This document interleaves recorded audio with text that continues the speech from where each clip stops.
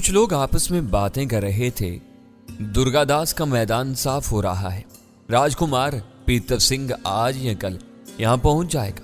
बस्ती वालों को चोरी चोरी खबर कर दो, जिसे मौका मिले खामोशी से यहाँ से निकल जाए। न जाने किस अभागन पर कष्ट आ जाए। पीतर सिंह आ रहा है अवश्य। आवाजों में सनसनी थी और हर जगह घूम घूम कर मैंने बस्ती वालों के हरास का अंदाजा लगाया। वो सब पीतर सिंह से खौफजदा थे। तब रात को मैंने सुखराज से पीतर सिंह के बारे में पूछा। राजा किशन सिंह का बेटा है, अकलौता बेटा। खराब खून की अलामत। राजा किशन सिंह का बाप रघु सिंह महाराज राघवत लाल ठाकुर का मुंह चढ़ा था। एक मामूली सा इंसान, लेकिन न जाने किस तरह रानी रघवत उसके जाल में फंस गई। रघु ने राजा को जहर देकर मार दिया और रानी की कोशिश से राघव सिंह ने राजगद्दी पर कब्जा कर लिया। यूं किशन सिंह को राजगद्दी मिली। खराब खून का खराब निशान किशन सिंह जो बुरा काम कर सकता था करता रहा और फिर उसने रजोथा से शादी कर ली। सड़कों और गलियों में नाचने वाली रजोथा रानी बन गई और उसने पीतर सिंह को जन्म दिया। और अब ये राजधानी राजा पीतर सिंह के रहमो करम पर है। ओह, ये बात है। हाँ महाराज, किसी की इज्जत महफूज नहीं है, कोई सुख से नहीं है। पीतर सिंह जहां जाता है वहां दुख फैल जाता है। वो यहाँ आ रहा है सुखराज। कब? सुखराज ने परेशानी से पूछा। शायद बहुत जल्द, मैंने जवाब दिया। भगवान बस्ती वालों की रक्षा करे। सुखराज ने गहरी सांस लेकर कहा। लोग बस्ती छोड़कर भागने की फिक्र में हैं, बुरा कर रहे हैं। उसे पता चल गया तो प्राण निकलवा देगा। अपना अपमान समझेगा पापी। अपने पापों को कौन देखता है? तुम्हें खतरा नहीं है महाराज? मैंने पूछा। नहीं, इसलिए कि पीतर सिंह की जन्म कुंडली मैंने बनाई थी और किशन सिंह ने मुझे वचन दिया था कि मेरी रक्षा की जाएगी। मैंने उससे कोई और चीज नहीं मांगी, पर मेरी इज्जत की जाती है। ओह, यह बात है। फिर भी मैं बस्ती वालों के लिए परेशान हूं, सुखराज ने कहा। मैं खामोश हो गया था, लेकिन फिर मैं पीतर सिंह के इंतजार में मसरूफ हो गया। जिस मैदान की बात की गई थी मैंने उसे तलाश कर लिया। यहाँ खैमे नस्ब किए जा रहे थे। बेशुमार लोग मसरूफ थे। बस्ती से भी बेगारी के लिए लोग पकड़ कर ले आए गए थे। मैं इन तमाम कार्रवाइयों का जायजा ले रहा था। 2 दिन गुजर गए। तीसरे दिन राजकुमार पीतर सिंह वहां पहुंच गया। बस्ती के बड़े बड़े लोग उसके चरण छूने लगे थे। राजकुमार एक खूबसूरत जवान था, लेकिन अंदाज से सरकशी नुमाया थी। आने वालों को बड़ी दिलचस्पी से देख रहा था। तब एक बार उसने अपने एक मशीर से कहा, गजन लाल, क्या इस बस्ती में औरतें नहीं रहती? क्यों ना रहती होंगी राजकुमार जी, एक भी नहीं आई हमसे मिलने सुसरी। क्या बस्ती वाले हमें इस काबिल नहीं समझते? जरा पूछो इनसे। क्यों बस्ती वालों, तुम्हारी औरतें राजकुमार की सेवा में क्यों नहीं आई? मुखिया हंसराज, तुम बताओ। गजनलाल ने एक बूढ़े हारी से कहा। औरतें घरों की शोभा होती हैं महाराज, इनके आने की क्या जरूरत थी? हम सब जो आ गए। मगर ये राजकुमार का अपमान है। गजनलाल ने लाल पीली आंखों से कहा। किसी की मजाल के राजकुमार जी का अपमान करे? अगर राजकुमार जी इसे अपना अमान समझ रहे हैं तो कल सारी औरतें सेवा में तोशियों के फूल लाएंगी। मुखिया ने जान बचाने के लिए कहा और राजकुमार का मुंह बन गया और वो इनसे अच्छे अंदाज में नहीं पेश आ रहा था। बहरहाल आहिस्ता आहिस्ता करके सब चले गए। अलबत्ता मैंने थोड़े फासले पर धूनी रमा दी थी। मुझसे किसी ने तारुज़ भी नहीं किया था, ना ही किसी ने मेरी तरफ तवज्जो दी। दिन भर मैंने दूर से राजकुमार के नो आबाद खैमों के शहर का जायजा लिया। हसीन औरतों की काफी तादाद थी, जिससे राजकुमार की औबाश फितरत का अंदाजा होता था। बहरहाल मैंने उनके करीब जाने की कोशिश नहीं की। हर रात को मैं सुखराज के पास जरूर गया था। सुखराज दुखी था। उसकी पेशानी पर सोच की शिकने नुमाया थी। मैंने उससे पूछा तो वो बोला, यह भी कोई पूछने की बात है? उसकी बातों से पता नहीं चलता कि उसकी फितरत क्या है। हाँ, यूं भी मैं उसकी रहाइश गाह का जायजा लेता रहा हूं। तुम नए हो महाराज, उसके किसी आदमी से भिड़ने की कोशिश मत करना, वरना नुकसान उठाओगे, सुखराज ने कहा। अब क्या होगा सुखराज? क्या कल सारी औरतें उसकी खिदमत में जाएंगी? हाँ, उसके अलावा और हो भी क्या सकता है? मुखिया ने वादा किया है। दूसरी सूरत में न जाने क्या हो जाए। तुम मुझसे नहीं मिले सुखराज? मिला था, मगर अपने बारे में कुछ नहीं बताया। यूं भी वो मुझे नहीं पहचानता। मैंने उसके बाद इनसे कभी मुलाकात नहीं की। उसने पुरख्याल अंदाज में कहा, लेकिन मैं दिल ही दिल में बहुत दूर की सोच रहा था। मैंने बरगद के नीचे बैठकर बहुत से फैसले किए और फिर इन पर अमल पैरा होने के लिए खैमों के शहर की जानिब चल पड़ा। खैमों के शहर से थोड़ी दूर मैंने आसन रमाया और झाड़ झंकार जमा करके इनमें आग लगा दी। शोले काफी बुलंद हो गए थे और धुआं फैल रहा था। तब चंद आदमी मेरे करीब पहुंच गए और उनमें से एक ने सख्त लहजे में कहा, ऐ साधु महाराज, ये क्या कर रहे हो? तुम्हें पता नहीं यहाँ राजकुमार पीतव सिंह सधारे हैं? पता है महाराज, मगर हम से इन्हें क्या काम है? ये आग बंद करो, वरना कहीं हम तुम्हें ही इसी में न डाल दें और भस्म न कर दें। अगर तुम्हारे राजकुमार को इससे कोई फायदा होता है तो जरूर ऐसा ही करो भाई, आग तो जरूर जलेगी। मैंने कहा और आने वाले आपे से बाहर हो गए। उन्होंने आग को तितर बितर कर दिया और मुझे गालियां देते हुए चले गए।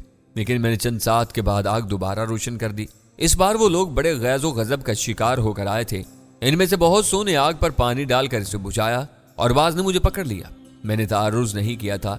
तब वो लोग मुझे लेकर खैमों के शहर में पहुंच गए। एक तरफ से साजों की आवाजें आ रही थी, घुंघरुओं की छनकार भी सुनाई दे रही थी। मुझे खैमे में धकेल दिया गया और इनमें से एक आदमी बोला, अगर रात भर यहां से बाहर नहीं निकले तो अपनी मौत को आवाज दोगे।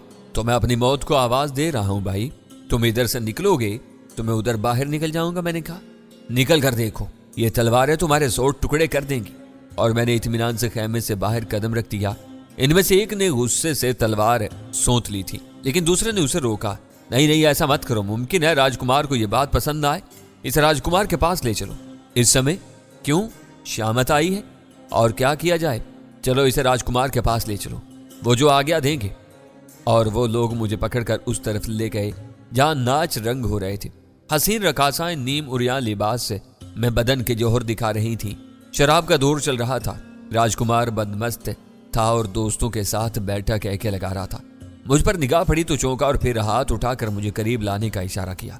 मुझे गिरफ्तार करने वाले मुझे लिए हुए उसके करीब पहुंच गए। क्या हो रहा है? ये कौन है और क्यों पकड़ कर लाए हो इसे? बड़ा नटखट साधु है महाराज, आग जला रहा था। हमने मना किया तो नहीं माना और दोबारा आग जला दी। खैमे में बंद किया तो बोला कि तुम उधर जाओगे तो मैं इधर से निकल जाऊंगा। मजबूर होकर इसे आपके पास पकड़ कर लाना पड़ा। क्यों साधु महाराज, मरने के लिए यही जगह रह गई थी? राजकुमार ने पूछा। हाँ पीतम सिंह, सोचा तुम्हारे हाथों ही मरेंगे। मैंने मुस्कुरा कर कहा और वो मुझे गौर से देखने लगा। फिर मुस्कुरा कर बोला, ये सोने की मूर्ति बोझ क्यों लग रही है? बैठ जाओ। चलो छोड़ दो इसे और तुम भाग जाओ। ना जाने क्यों वो मुझ पर मेहरबान था। रक्स बराबर जारी था, लेकिन पीतम सिंह मुझे गौर से देखे जा रहा था। भगवान की सौगंध, तुमने संन्यास लेकर बड़ी नारियों का हक मारा है। तुम्हारे जैसे जवान को तो बीच बाजार खड़े करा लेना चाहिए था कि हसीनाएं हर रातों की तरह आती और जलकर राख हो जाती। गजनलाल जी महाराज, तुमने ऐसा हसीन, ऐसा बांका कभी देखा? आपको देखने के बाद महाराज कोई और निगाह में कहां चढ़े। मगर साधु वाकई खूबसूरत है। इसका बदन तो सोने का मालूम होवे है। हाँ, हमने इंसानों का रंग ऐसा कभी नहीं देखा। यूं लगता है जैसे ये सोने के तालाब में नहा कर आया है। ये साधु संत जड़ी बूटियों के मतवाले होते हैं महाराज। मुमकिन है इसने ऐसी ही कोई लाग लगाई हो। गजन सिंह ने कहा, तरतीब भगवान की है, इसके बारे में जो कोई जाने दूसरे को जरूर बताए। तुम जो कुछ भी कर रहे थे इसे भूल जाओ। महाराज, हमारे मित्र बन जाओ और हमें भी अपने जैसा बनाओ। बोलो, हमारी सहायता करोगे? हम चाहते हैं कि हम भी तुम जैसे बन जाएं और सारे संसार की नारियां हमारा नाम लेकर आंख खोलें और हमें याद करते करते सो जाएं। ठीक है राजकुमार, मैं तुम्हें ये गुर बता दूंगा। आराम से बैठो महाराज, बहुत सी बातें करेंगे तुमसे। नाच देखो, ये भी तो भगवान कीर्तन है। हाँ, मगर इस जवानी में तुम पर क्या चिंता पड़ी कि संजोग ले लिया? जवानी तो चंद रोज के लिए आती है, इससे पूरा फायदा उठाओ। बाकी इसके गुजर जाने के बाद तो संसार खाली रह जाता है। लच्छू महाराज को एग्जाम दो। मेरे होंठों पर मुस्कुराहट थी। राजकुमार का ख्याल था कि मैं शराब नहीं पीऊंगा, लेकिन मैंने इत्मीनान से जाम ले लिया और राजकुमार हंसने लगा। वाह, बड़ा काम किया है मैंने जीवन में, एक साधु को इंसान बना दिया। वह हंसता रहा। मैं तो अपनी सोच पर अमल कर रहा था। रात गहरी हो गई थी और रक्स में तेजी आ रही थी। राजकुमार बदमस्त हो गया और मेरा गहरा दोस्त बन गया। तब उसने मेरे लिए एक आरास्ता खैमा मुंतखब किया और मुझे पेशकश की गई कि मैं इन रकासाओं में से किसी एक को मुंतखब कर लूं। तब मैंने एक हसीन रकासा की जानिब उंगली उठा दी और रकासा को मेरे खैमे में छोड़ दिया गया। लगे तो यूं है जैसे तुम आकाश से उतरे हो। धरती के लोग तो तुम जैसे नहीं होते, मगर ये जोगियों का रूप क्यों धारण किया है? उसने पूछा। तुझसे कहूं कि तेरी तलाश में। मैंने मुस्कुरा कर कहा, ना ना, कहोगे भी तो हम न मानेंगे। हम मर्दों की बातों से बड़े वाकिफ हैं। मन चाहे तो सच्ची बात बता दूं। भगवान की आड़ में शैतान के दोस्त लगो हो। खोया तुम राजकुमार को शैतान समझती हो? मैंने कहा और उसका चेहरा उतर गया। सारी चौकड़ी भूल गई। यह हमने कब कहा? वो सहमे हुए लहजे में बोली, राजकुमार ही ने तो मुझे अपना दोस्त बनाया, हमने तो ये सोचा ही नहीं था। भूल हो गई महाराज, भगवान के लिए क्षमा कर दो। उसने हाथ जोड़कर कहा। अरे तो हम किससे कहने जा रहे हैं? पर देवी तुम कौन हो और राजकुमार के हत्थे किस तरह चढ़ गई? दासी हैं उनकी, इनका मन बहलाना ही हमारा जीवन है। इन बातों को छोड़ो, हम क्या सेवा करें तुम्हारी? उसने कहा और एक भरपूर निगाह मेरे ऊपर डाली। मैंने अंदाजा लगा लिया कि उम्र तजर्बात से बहुत कम है। तजर्बे की उम्र इस उम्र से 10 गुना ज्यादा लगती थी। बहरहाल हर चीज की गहराइयों में क्यों उतरा जाए, राजकुमार की दोस्ती ही काफी है और इंसान की तहरीक से दूर रहना नामुमकिन है। इस दोस्ती से मैं सितारों की पेशगोई के तजर्बात करना चाहता था और यही सब कुछ इस दुनिया में मेरे लिए दिलचस्पी का बायस रहा, वरना उकताहट बर्फ की गहराइयों में ही मुझे ले जाती और अभी जमाने को भूल कर सोने को जी नहीं चाह रहा था। लेकिन खुमार तो कभी उकताहट के करीब नहीं भटकने देता और न ही रात के गुजरने का कुछ एहसास होता है कि सफर के हसीन रास्ते हर दूसरे ख्याल की कैद में नहीं आते। ना पलकें जुड़ती है और सूरज यूं निकल आता है जैसे डूबा ही ना हो, और मैं इस तसव्वुर में कभी तन्हा न रहा। ये तारीख है सदियों की। सो प्रोफेसर खैमे की रोशनी उसके लिए भी हैरान कुन थी और हसरत थी उसकी आवाज में कि क्या सुबह हो गई। खैमे के खुले हिस्सों से छिनती हुई धूप को गम आलूद निगाहों से देखा उस लड़की ने, फिर उसकी पलकें भीगी। तुम्हारे साथ तो रात यूं गुजरी जैसे एक पल बीता हो। मैंने तो सांस भी ना ली थी कि सुबह होगी, क्या अब रात कभी ना होगी। तब मेरे होंठों पर मुस्कुराहट फैल गई। दिन गुजारने के बाद और मुमकिन है कल की रात भी इस खैमे में तुम मेरे साथ हो। भगवान करे दिन जल्दी बीत जाए और मैं तुम्हें सपने की तरह न देखूं। तुम कौन हो मुझे इतना तो बता दो। अपना नाम तक नहीं बताया तुमने। धरती में कोंपलें उगती हैं लेकिन सब की सब रोने के लिए तो नहीं होती, और फिर हम तो इंसान कहलाते हैं। कोई समझे ना समझे।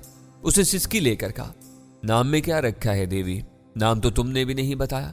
मैं तो दासी हूं, पूछते तो जरूर बता देती। चंदा है हमारा नाम। फिर हम तुम्हें किस नाम से पुकारें? पूरन माशी के चंदू माँ की मानित हो, हम तुम्हें पूरन कहेंगे। जरूर कहो, तारीख अपने आप को दोहराती है। मैंने जवाब दिया और वो बाहर निकल गई कि अशनान का समय था और किसी दासी को इजाजत न थी कि वो अपनी पसंद को तरजीह दे राजकुमार के बताए हुए असूलों पर।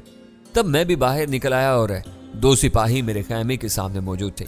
उन्होंने मुझसे कहा कि मुझे सुबह का भोजन राजकुमार के साथ ही करना है और उनकी आवाजों में एहतराम था और यह मामूली बात नहीं थी। जरूरी तैयारियों के बाद मैं राजकुमार के वसी खैमे के सामने पहुंच गया। अंदर उसके चंद खास आदमियों के सिवा कोई ना था। राजकुमार निखरा निखरा नजर आ रहा था। उसने मुस्कुराती निगाहों से मुझे देखा और अपने करीब आने का इशारा किया। चुनाचे मैं उसके नजदीक बैठ गया। भगवान की सौगंध, सुबह को तुम्हारा ख्याल आया तो मैंने खुद को नशे में समझा था। मैंने सोचा था कि नशे में होने की वजह से मेरे हवास ने मुझे धोखा दिया है, लेकिन दिन में तो तुम रात से भी ज्यादा सुंदर नजर आ रहे हो। कौन हो तुम और ये रूप तुमने कहां से पाया? क्या रात की बातें सच थी? राजकुमार ने पूछा। मुझे ताज्जुब है कुमार जी, आपको ना जाने क्या नजर आ रहा हूं। हालांकि आप खुद इतने सुंदर हैं कि आप पर से आंखें हटाने को जी न चाहे। क्यों भाइयों, क्या अब ये जंगल का बाशिंदा मुझे बेवकूफ नहीं बना रहा? क्या इसका रंग रूप न्यारा नहीं है? क्या इस जैसा चमकदार सुनहरी बदन तुमने किसी और का देखा है? क्या इसके से खूबसूरत बाल पहले किसी मंच के देखे होंगे? और इसके झूठ बोलने की एक वजह मेरी समझ में आती है।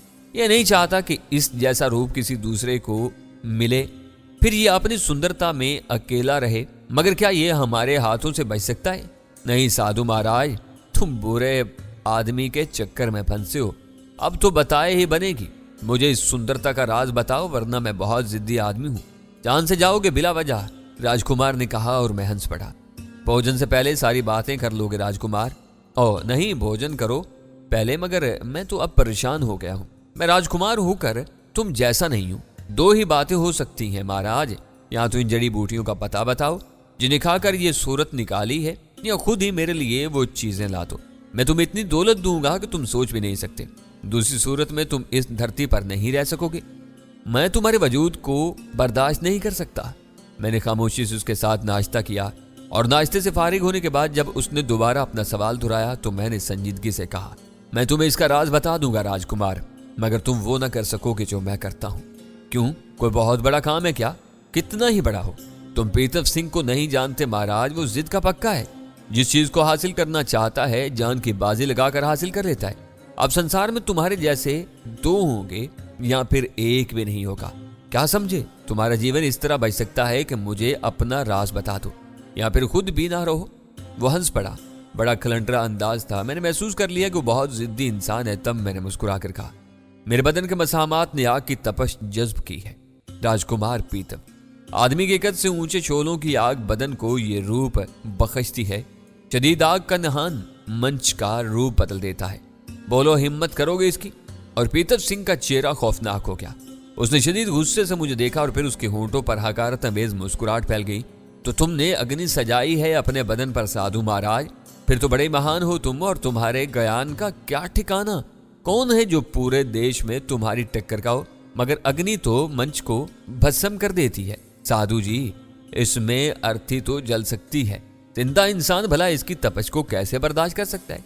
सोए की बात समझ में आई, वो ये कि तुम झूठ से काम ले रहे हो और पीतम सिंह से मजाक कर रहे हो या इसे डरा रहे हो। फिर ये क्यों भूल गए कि तुम्हारे ये वावेले खुद तुम्हारी जान का जंजाल बन सकते हैं? क्यों महाराज, क्या तुम अपने को हमारे सामने भी अग्नि में तपा सकते हो? जरा हम भी तो देखें कि ज्ञानी क्या खेल खेलते हैं। और वो अग्नि जो शरीर को जलाने का काम करती है कैसे शरीर में समाती है? गिरफ्तार कर लो इसे और इसके लिए इसकी पसंद की चिता तैयार कर दो। इसने हमारी हैसियत को भूल कर बात की है। राजकुमार का चेहरा गुस्से से सुर्ख हो गया। जैसे एक बार मित्र बना लेते हैं पीतम सिंह, उसके साथ बुरा सलूक नहीं करते। मैंने जो कुछ कहा है ठीक कहा है। तुम चिता तैयार कराओ और तजर्बा कर लो। मैं तो आग में भस्म हो ही जाऊंगा। फिर गिरफ्तार कराने की क्या जरूरत है? मैं नर्म लहजे में कहा और पीतम सिंह की आंखों में हैरानी के आसार नजर आने लगे। वो मुझे घूरने लगा। जो लोग मुझे गिरफ्तार करने के लिए आगे बढ़े थे वो भी रुक गए थे। तब पीतम सिंह ने हाथ से इन्हें हट जाने का इशारा किया और बोला, तेरा नाम क्या है? तुम मुझे पूरन कह लो। इस जवान उम्री में साधु क्यों बन गया? साधु तो तुम मुझे कह रहे हो पीतम सिंह। खुद मैंने तुमसे यह बात नहीं कही कि मैं साधु हूं। तू तो संत नहीं है, मगर तेरा हुलिया? मेरे हुलिये में भी ऐसी कोई बात नहीं है। बस एक स्याह हूं, एक आवारा गर्द। ज्ञान ध्यान से मेरा कोई ताल्लुक नहीं है। और तूने अग्नि की जो बात कही है, झूठ नहीं की। तुम चिता तैयार कर लो, तुम्हें खुद पता चल जाएगा। बस इस बात पर मुझे गुस्सा है। मगर पूरन, ना मैं इतना रहमदिल हूं और ना बेवकूफ के तेरी बात मानूं और तुझे छोड़ दूं। अगर तू सच्चा है तो अग्नि में नहा कर दिखा दे, और अगर झूठा है तो फिर अपना झूठ मान ले और मुझे अपनी खूबसूरती का राज बता दे। तो यूं तो बता, कौन सा काम करने के लिए तैयार है? तुझे मित्र कहा और सच्ची बात बता दी। अब तजर्बा करना तेरा काम है। मैंने हंस कर कहा, लेकिन पीतम सिंह बदस्तूर गुस्से में डूबा रहा। फिर उसने दांत पीसते हुए कहा, ठीक है, तुम आग जलाओ, खूब मोटे मोटे लकड़ इसमें डाल दो और इतना तेज कर दो उसे कि पत्थर भी उसमें गिरे तो भस्म हो जाए। हम अपने अनोखे मित्र की सच्चाई परखेंगे। और चंद लोग उसकी बात पर गर्दन झुकाकर चले गए। तब कुछ नए लोग उसके हजूर हाजिर हो गए। राजकुमार की जय। बस्ती की औरतें आई हैं और महाराज से मिलना चाहती हैं, इनमें से एक ने कहा। और पीतम सिंह हंस पड़ा। ओहो, ठीक है, इन्हें एक जगह जमा कर दो, हम अभी तैयार होकर आते हैं, उसने कहा। और फिर मेरी तरफ देख कर बोला, जाओ, लेकिन इत्मीनान रखो, तुम यहां से कहीं जा नहीं सकोगे। बल्कि बेहतर तो यह है कि हमारे सामने ही रहो, हम जरा तैयार हो जाएं। और मैं खैमे से बाहर निकला। चंद लोगों ने मुझे अपनी निगरानी में ले लिया था, लेकिन मैं दिल ही दिल में इनकी नादानी पर हंस रहा था। तब पीतम सिंह बाहर निकल आया। बड़ा ही खूबसूरत नजर आ रहा था। खूब उम्दा पोशाक पहनी थी, जिससे उसकी फितरत का अंदाजा होता था। औरतों से मुलाकात के लिए खास ही एहतमाम किया गया। 4 खादमाएं उसके साथ थी। बाहर निकलकर उसने मुझे देखा और फिर हंस कर बोला, आओ मित्र, तुम भी मेरे साथ ही आ जाओ। फिर हम उस जगह पर पहुंच गए जहां बस्ती की बूढ़ी और जवान औरतों का एक गिरोह खड़ा हुआ था और इनके मर्द इनके साथ नहीं थे। भला किसकी मजाल थी कि राजकुमार पर अदम एतमाद का इजहार करे। औरतों के हाथों में फूल थे, लेकिन चेहरों के फूल मुरझाए हुए थे। आंखों के कमल खौफ में डूबे हुए थे। इनमें से किसी के लब मुस्कुराहट के अंदाज में वाना हुए, किसी की आंखों में पसंदीदगी के जज्बात नहीं उभरे। हाँ, राजकुमार जिनके पास से गुजरा उसने खौफ के फूल जरूर निछावर किए। इस पर से भींट भी चढ़ाई गई। राजकुमार एक एक को गौर से देख रहा था। बूढ़ी औरतों और बदशक्ल लड़कियों के सामने से वो तेजी से गुजर जाता और जो जरा दिल में खुपती उसके सामने थोड़ी देर के लिए जरूर रुकता था। उसकी आंखों में उकाब की सी चमक थी और इस तरह निगाहों से इन्हें टटोल रहा था जैसे कसाई जिबा होने वाले जानवर को टटोलता है। और फिर वो यूं चौंका जैसे कोई अनोखी चीज देख ली हो। कोई अनोखी शायद जरा दूर खड़ी थी, लेकिन बस निगाह खुद ब खुद उस पर जा पड़ी थी। तब उसने दूसरी औरतों को नजरअंदाज कर दिया और लंबे लंबे चंद कदम उठाकर उसके करीब पहुंच गया। रूपकली ने फूलों वाले हाथ उठा दिए ताकि मोटा गजरा उसकी गर्दन में डाल दे, लेकिन राजकुमार ने उसके उठे हुए हाथ बाजुओं से पकड़ लिए थे। भगवान की सौगंध, ये फूल तुम्हारे मुखड़े से ज्यादा सुंदर नहीं है। भगवान की सौगंध, तुम कौन हो? क्या नाम है तुम्हारा? उसके मुंह से आवाज निकली।